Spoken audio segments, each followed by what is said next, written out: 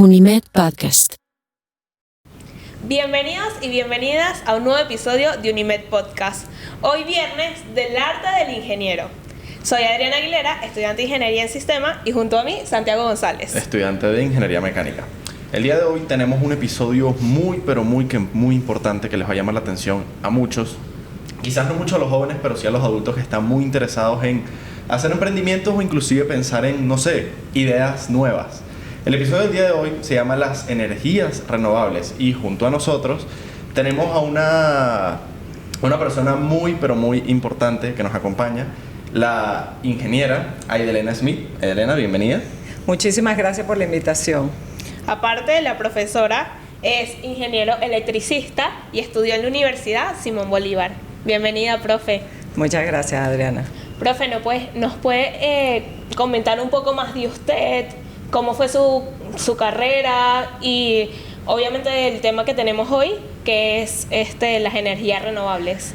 Yo soy egresada de la Simón Bolívar como ingeniero, de la Universidad Simón Bolívar como ingeniero electricista hace bastantes añitos.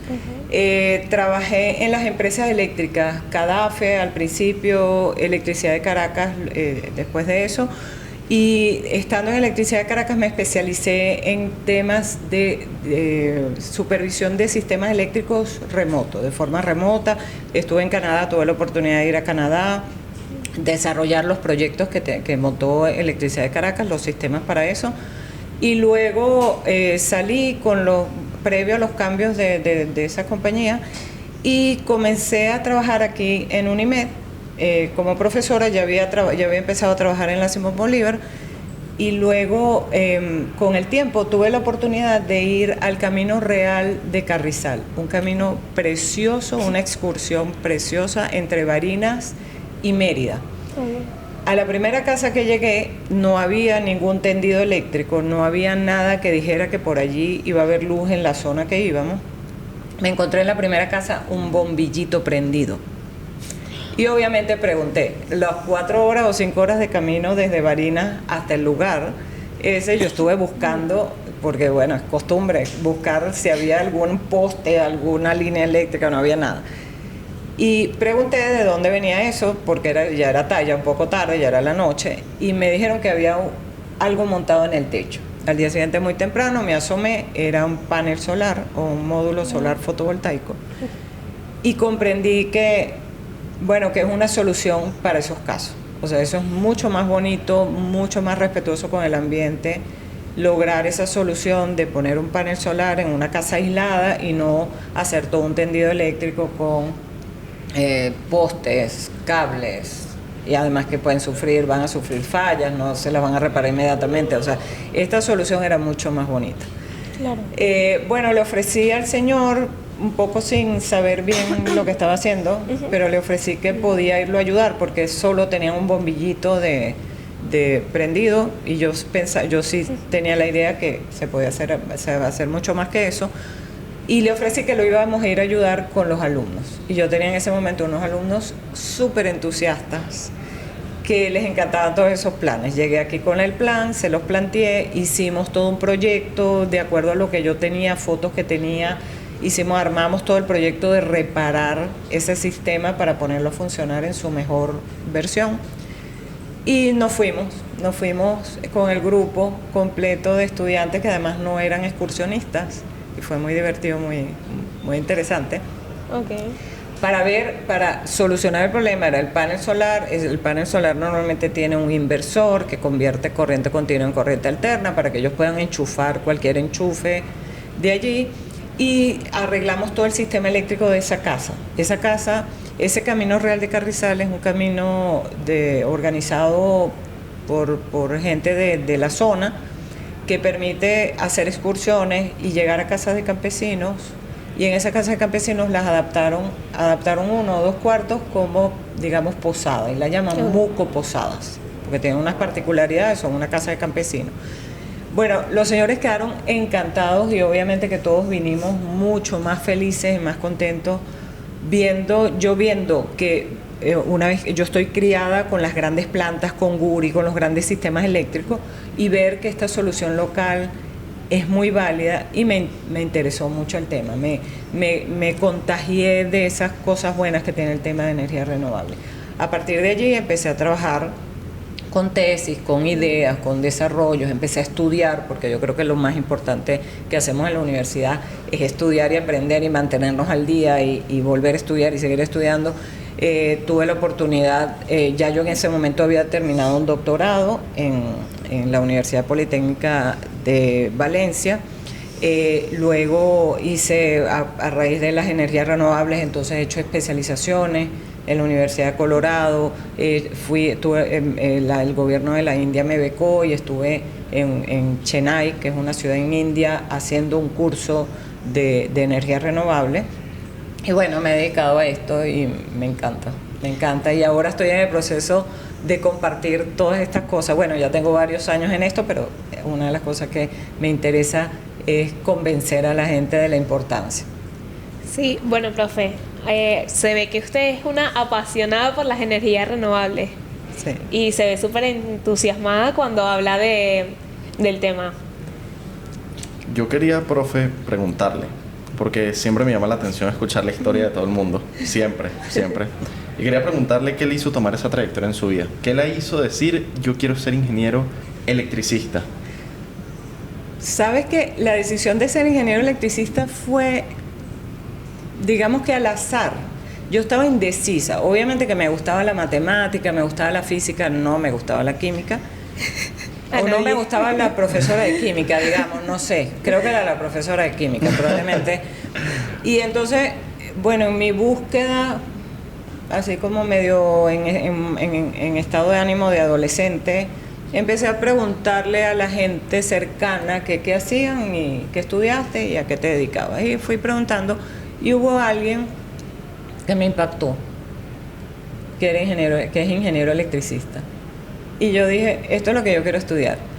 Fue una decisión, no nací con ganas de ser ingeniero electricista, no crecí queriendo ser ingeniero electricista, pero en ese momento lo decidí y yo no he hecho más nada que ser ingeniero electricista. Claro. O sea, soy ingeniero electricista, soy profesora, pero soy ingeniero electricista. Luego, naturalmente, trabajé en operaciones de la electricidad de Caracas, que es un trabajo muy rápido, muy movido, de resolver cosas. Era todo el tiempo movido, pero a mí me encantaba estudiar. A mí me encantaba entender por qué pasaban las cosas. Pasó algo, yo me iba a la biblioteca que tenía electricidad de Caracas, buscaba un libro y me ponía a estudiar. Entonces, naturalmente, mi cercanía estaba con la universidad. En ese caminar, con la experiencia, esos años en la electricidad de Caracas en los que yo trabajo en los sistemas de supervisión de tiempo real o SCADAs, que me hago una experta, me hice una súper experta en ese tema.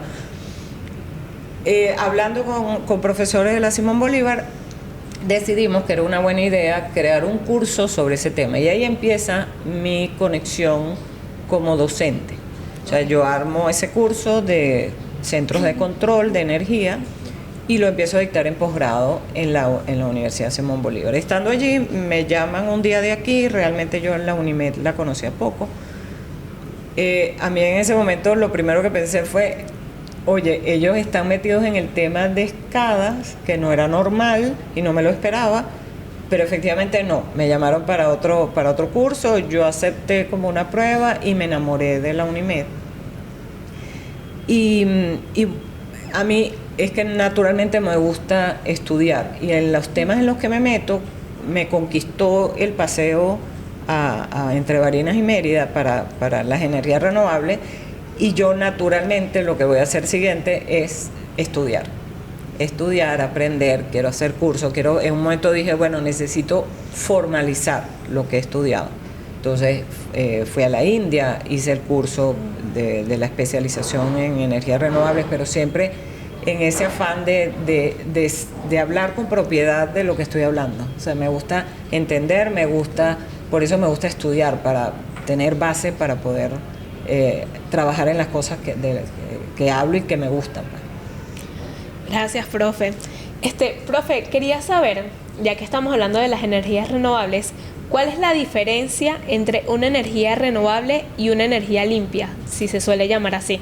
Sí, la diferencia es bien pequeñita y para la gente no está fácil. Okay. Renovable es que se renueva, es que se consume más lento de lo que se produce.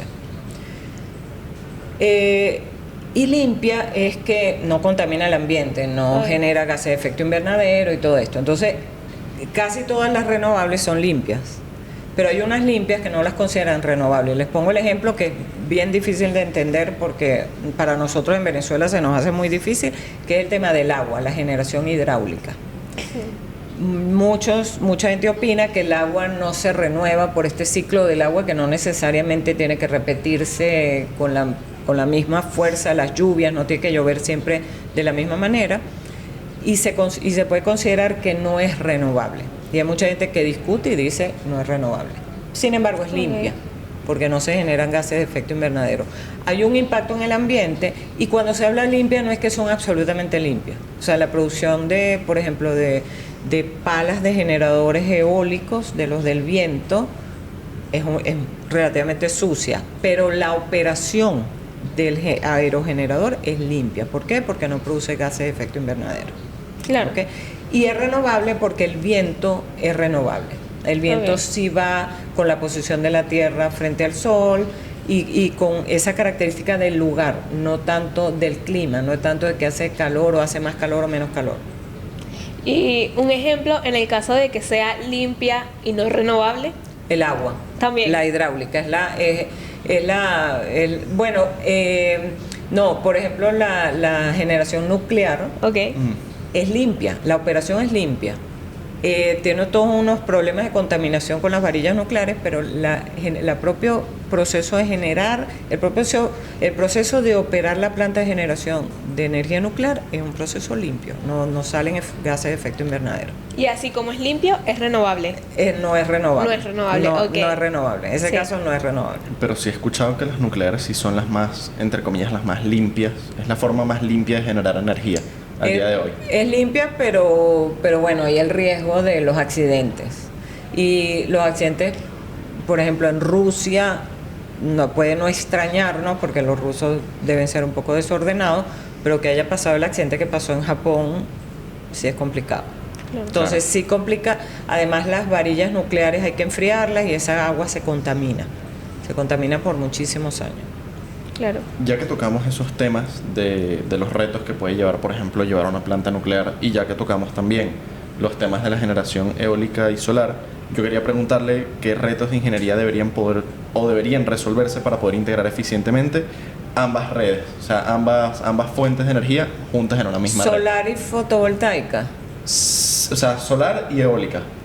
Perdón, solar, fotovoltaica y eólica. Correcto. Sí, no hay retos, ya eso está superado. O sea, de hecho, yo en India, cuando estuve en India, tuve la oportunidad de visitar unas plantas muy grandes de generación y estaba en la misma planta solar fotovoltaico y eólica. A ver, eólica genera energía eléctrica de corriente alterna. Okay. O sea, es una onda que se mueve. O sea, lo que está generando es una variable que se mueve en el tiempo. Mientras que solar fotovoltaico genera corriente continua. Pero ellas se unen, la de corriente continua se convierte en una onda de corriente alterna y se sincroniza con la de la eólica. Sí, no tiene ninguna dificultad. El problema, yo creo que el reto más grande desde el punto de vista de operación de las plantas es integrarlas al sistema existente, eléctrico. ¿Por qué? Porque esto digamos que es espasmódico. Puede haber sol, vino una nube, tapó la planta y no se genera. Pasaste de generar el 80% a generar muy poquito. Y el viento es igual. Se puede predecir, se puede hacer predicciones para el futuro cercano, pero es complicado. Eso es el reto, es mantener la planta operando, sacándole el mejor provecho, una planta de energía renovable solar o eólica, y meterla en un sistema existente. Claro. Eso es lo complicado. Profe, usted dijo solar fotovoltaica. Fotovoltaica. Ok, ¿qué significa fotovoltaica? Fotovoltaica significa que, que transforma la luz Ok, en energía eléctrica, que es voltios para nosotros. ok, Luz solar en energía eléctrica. ok. Gracias, profe. Sí. Sí, tiene bastante lógica. La verdad es que me esperaba que fuera como un proceso más dificultoso, más complicado de por qué le pusieron ese nombre, pero ya me di cuenta de que no. Sí, no. Profe, para usted, ¿cuáles cree que pueden ser las barreras económicas más significativas en el mundo para la adopción de energías renovables? Bueno, el costo original, a ver, el módulo fotovoltaico o el panel fotovoltaico tiene un rendimiento todavía bajísimo. O sea, imagínense una máquina que yo les diga que rinde el 20% o menos de lo que le entra. Eso, ¿cuál es el problema de eso? Que no estamos aprovechando ese espacio donde está ese módulo completamente. Si nosotros se pudiera aumentar tecnológicamente esa eficiencia para un 80%, un 50% en los mismos, digamos, 2 metros cuadrados que puede medir un panel solar, obtendríamos mucho más de energía eléctrica. Entonces, todavía eso obviamente lleva junto un reto económico, porque eso tiene un precio. La máquina, digamos, el panel solar considerado una máquina, tiene un precio y esa máquina está rindiendo solo el 20%. Entonces, sí, o sea, es muy alto. Luego el otro reto que significa un reto económico es el espacio que se requiere. Entonces hay mucha discusión de si espacios que sirven para producir alimentos o para otros propósitos deban usarse para producir energía solar fotovoltaica. Entonces esos precios han ido bajando, el precio de desarrollo de la tecnología, el precio de la instalación de los equipos han ido disminuyendo, o sea que van siendo más atractivos. En Venezuela todavía son muy caros, sin embargo son una solución si consideramos interrupciones del servicio, daño en los equipos por no tener que se pueden disminuir teniendo una instalación solar fotovoltaica. Por ejemplo, pudiésemos, en el caso de Venezuela, eso podría ser una buena justificación para tener un sistema fotovoltaico.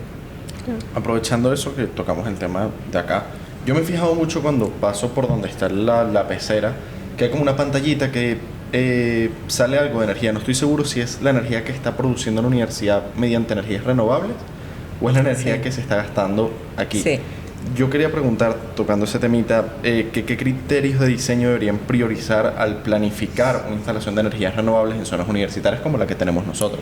Nosotros la pantallita muestra lo que está generándose en el techo de Corimón. En el techo de Corimón oeste hay un sistema solar fotovoltaico. Okay. Sí, lo he Y notado. está produciendo mientras es el día, mientras es la mañana o en el día, durante las horas del día está produciendo y se está inyectando en el tablero, digamos, en el tablero eléctrico del edificio Corimón.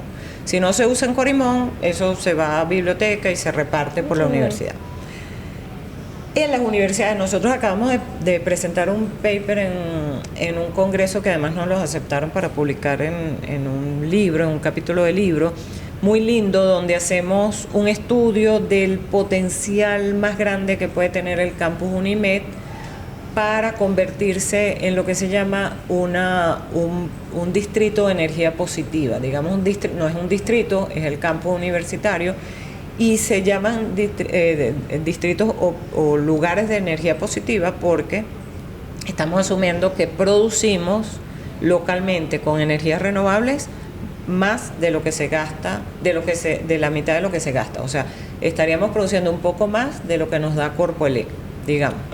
¿Ok? De lo que nos diera. Entonces hicimos un diseño usando el campus Unimed y viendo las dimensiones de los espacios que teníamos que podíamos usar, y de las cosas que consideramos es no puedes usar paneles solares en sitios que sean de recorrido de la comunidad.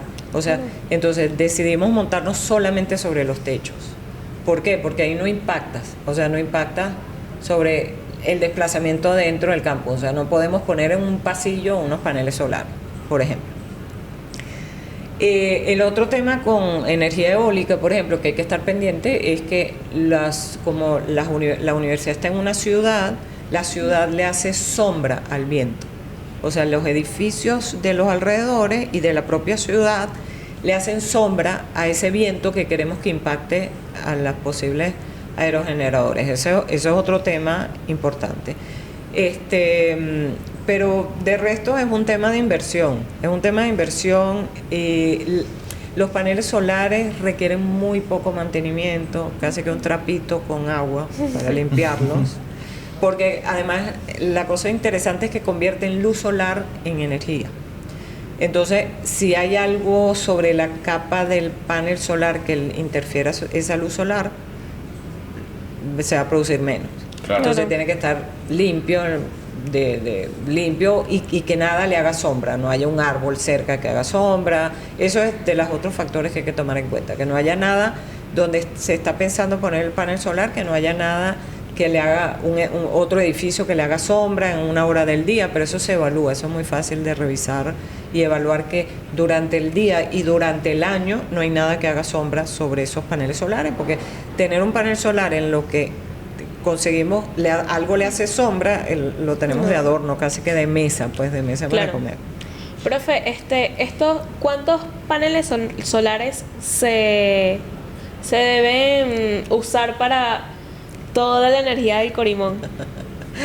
Esa es una pregunta complicada. Nosotros tenemos 36 paneles solares, porque no es solo la cantidad de paneles, sino la capacidad que tengan esos paneles solares. Son 36 paneles de 545 vatios.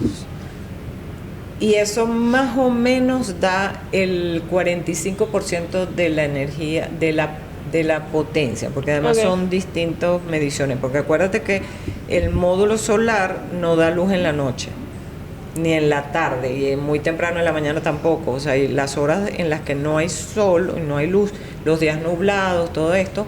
Pero en un día bueno, ese panel solar durante las horas del día puede dar 45%. Entonces tendrías que multiplicar eso, digamos, por 2 veces y pico para poder tener la energía completa que necesita el edificio.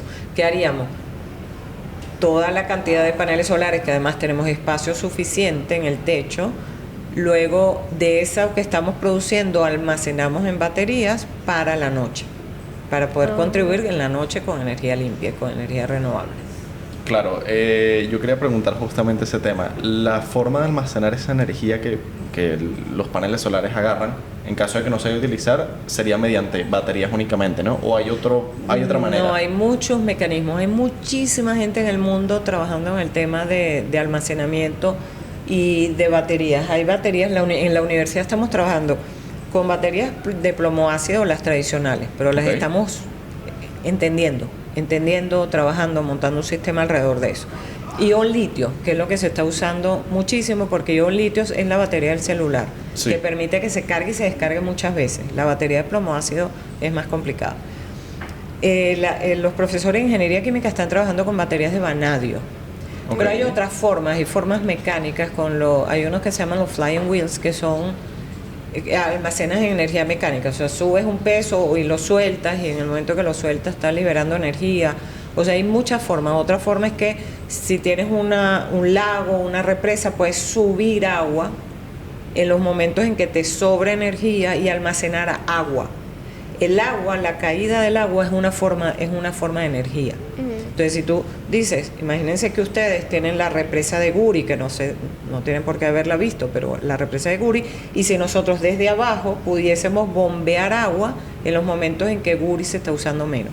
Bombeas agua, almacenas arriba en la laguna, y luego al caer el agua vuelves a generar. Esa es una forma importantísima en el mundo de almacenar energía, a través del agua en distinto nivel, en un nivel más alto. Eso es como un sistema perpetuo, básicamente. Sí, bueno, no, porque hay pérdidas. Claro. Tomándolas en cuenta. Nosotros estamos desarrollando ahorita una tesis para eso, Ok. Y entonces me río porque uno de los profesores me dijo, sabes que no va a funcionar infinitamente, ¿no? Y yo quisiera que funcionara infinitamente, pero sí estoy consciente. Lo normal.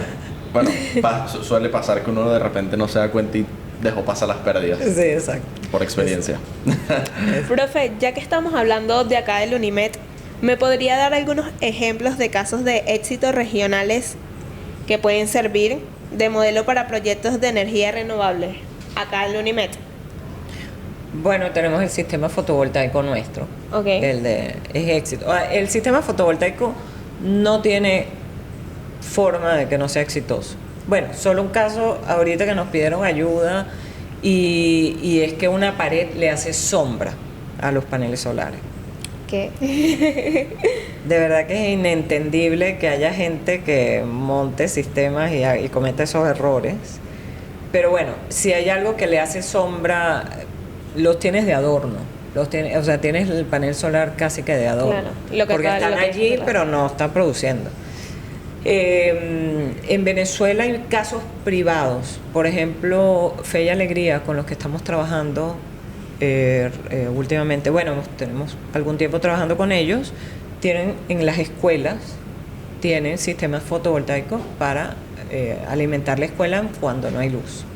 Y son casos exitosos. Es que todo esto, el caso de que hablábamos del Camino Real de Carrizal, es un caso exitoso. Es una casa aislada que tiene luz. Y tiene un enchufe para cargar el celular o prender una radio. No se puede prender una nevera, pero ellos no usan nevera tampoco. Oh my God. Claro, porque son gente del campo. Claro, Sí. sí. Que eso fue parte de la experiencia con los alumnos en ese momento, fue hacerles entender que no somos nosotros los que vamos a decirles qué es lo que necesitan. Es así. Es ellos nos van a decir lo que necesitan y nosotros buscamos la manera de ayudarlos. Y eso desde el punto de vista de energía renovables es lo mismo. O sea, yo no puedo irle a decir a Fe y Alegría lo que ellos necesitan. Yo espero que ellos me pidan ayuda y me digan necesitamos esto y necesitamos tener esto prendido cuando no hay luz. Y ahí es que nosotros ayudamos. Y yo creo que ese es un concepto para cualquier área de profesional que uno quiera ejercer. Y dentro de la parte de la ética, de repente, ¿qué posibles riesgos podrían haber asociados a la implementación de proyectos de ingeniería renovable? ¿Y habría alguna manera de evitarlos, mitigarlos o reducirlos al mínimo?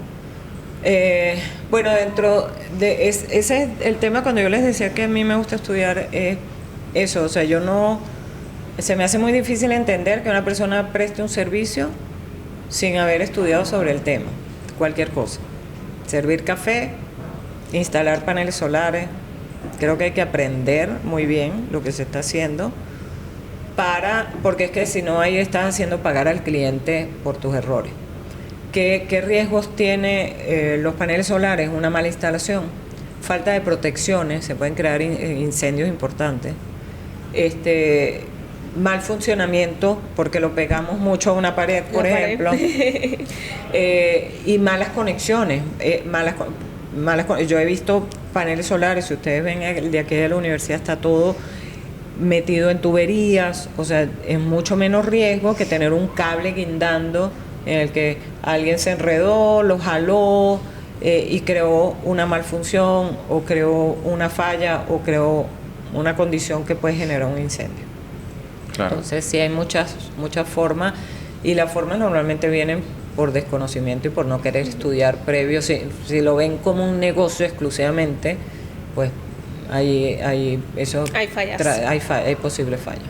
Claro, por querer maximizar las ganancias no tomas en cuenta las otras variables y bueno, Sí, exactamente. pasa lo que pasa. Exactamente. Profe, como a nosotros nos gusta mucho hacer disfrutar a nuestros invitados, le traemos una dinámica muy buena que le puede gustar. Ok. La dinámica se llama ¿renovará o no?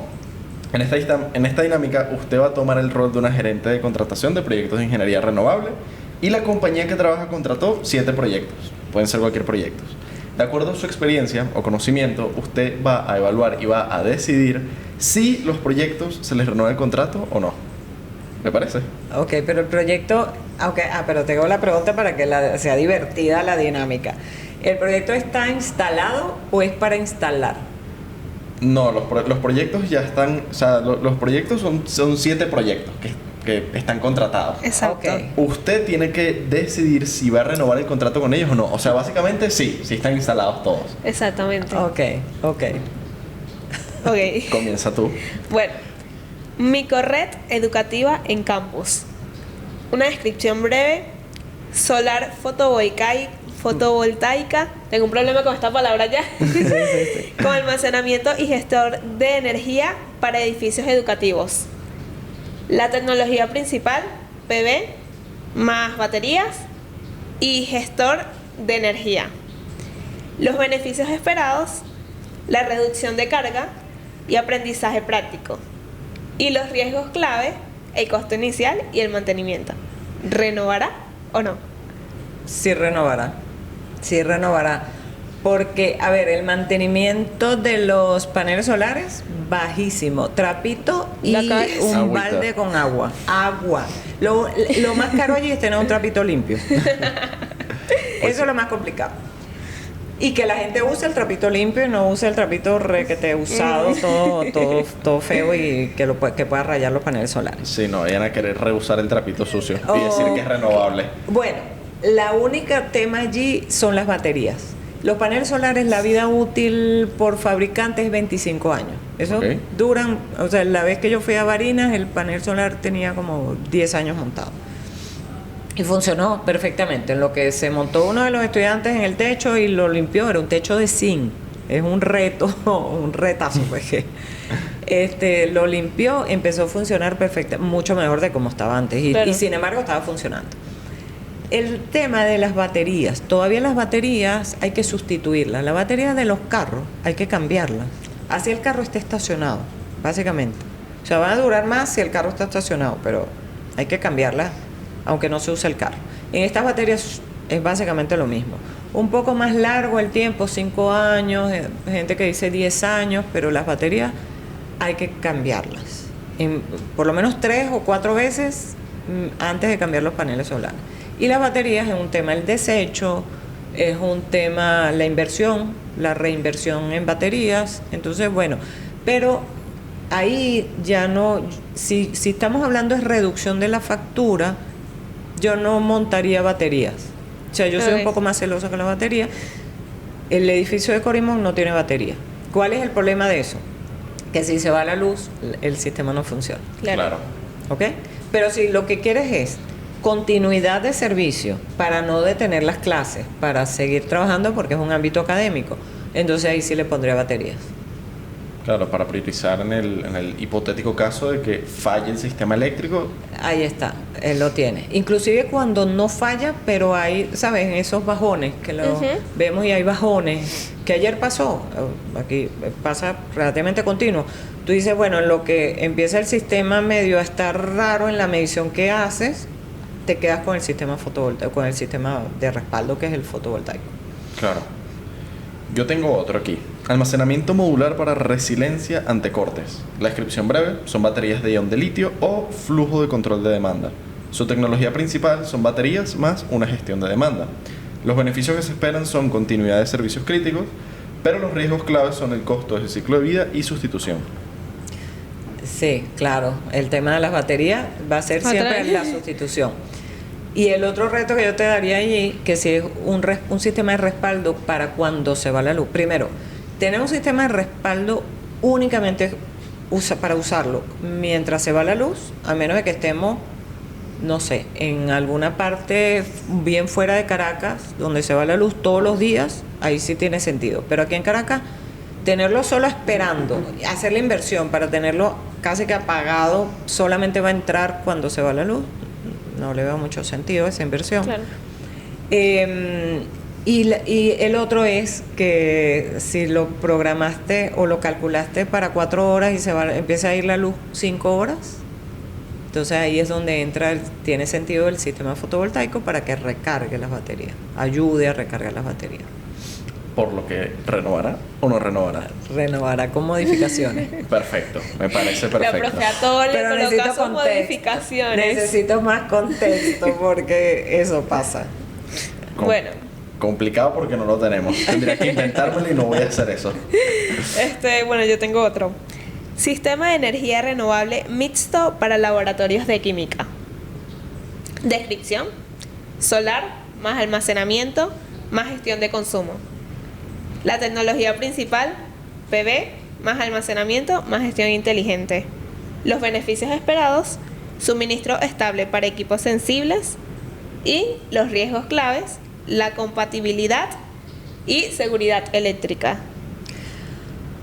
A ver, laboratorio de química, si estoy pensando en el de procesos, Ok. es complicado porque los motores son complicados, pero tienen solución. Cualquier motor, licuadora, aires acondicionados, cualquier motor que ustedes se imaginen, en el arranque consume muchísima energía. Consume 5 o 6 veces lo que va a consumir en momento normal.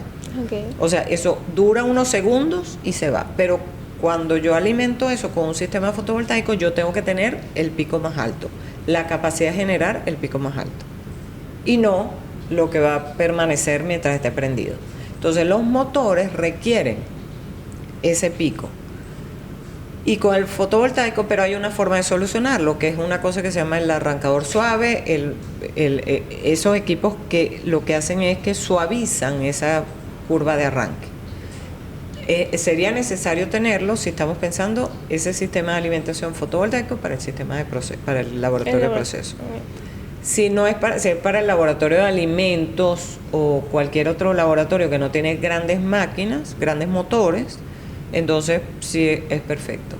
Es un poco caro, pero es perfecto. ¿Renovará o no? Renovará. Porque Con unas condiciones. No, es que queremos continuidad. Claro. Queremos más continuidad, queremos proteger toda la electrónica y todos los equipos que se usan allí. Perfecto. Ok, este me llama full la atención. Pero tendríamos que tener tremendo presupuesto para esto. Pero bueno, me llama muchísimo la atención. Estación de carga para vehículos eléctricos de la universidad. O sea, imagínense que la universidad tiene Tesla, tiene Cybertruck, tiene de Pero, todo. chicos. ¿Te imaginas? Una descripción breve sería carga directa con paneles solares y posible almacenamiento. La tecnología principal sería PV y almacenamiento. Y los beneficios esperados sería la descarbonización de la flota. Los riesgos claves serían el dimensionamiento de demanda. A mí Ok. me da miedo porque la profe se cae que esperando. No, es que lo que pasa es que sé algo que me imagino que lo puedo decir, pero va a haber una estación de carga pronto Claro. en la Unimed. Ok. El tema allí es identificar la demanda, porque hasta ahora se sabe que hay pocos carros eléctricos. Sí. Para justificar una inversión de esa naturaleza tendría que esto venir acompañado como con un incentivo para que la gente cambie los carros. O sea, no sé, algún sistema de crédito, algún proveedor que dé un sistema de crédito para que los que hacemos vida en la Unimed pensemos en cambiar nuestros carros más viejos o carros de gasolina por carros eléctricos. Que eso sería muy lindo, Sí. porque descarbonizamos el campus. Ahí la modificación que yo le haría es que yo no pondría almacenamiento. El almacenamiento es el propio carro. El carro es un sistema de almacenamiento. Claro. ¿Sabes? Sí. No solo carga para gastar, sino que carga también para almacenar. Claro. Entonces no necesitas almacenamiento. Necesitaría, y puedes poner un sistema en que digas, bueno, paneles solares y la gente solo puede cargar cuando hay sol, que es muchos días del año y muchas horas del día. Y lo respaldas, probablemente sea mejor respaldarlo con Corpolec. Es mucho menos, la inversión es mucho más baja. ¿Me entiendes? No pondría Sí. almacenamiento. Entonces continúa ese proyecto, renovará Ok. con esa modificación.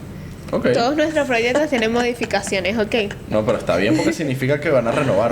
Por lo que. Van a renovar. Perfecto.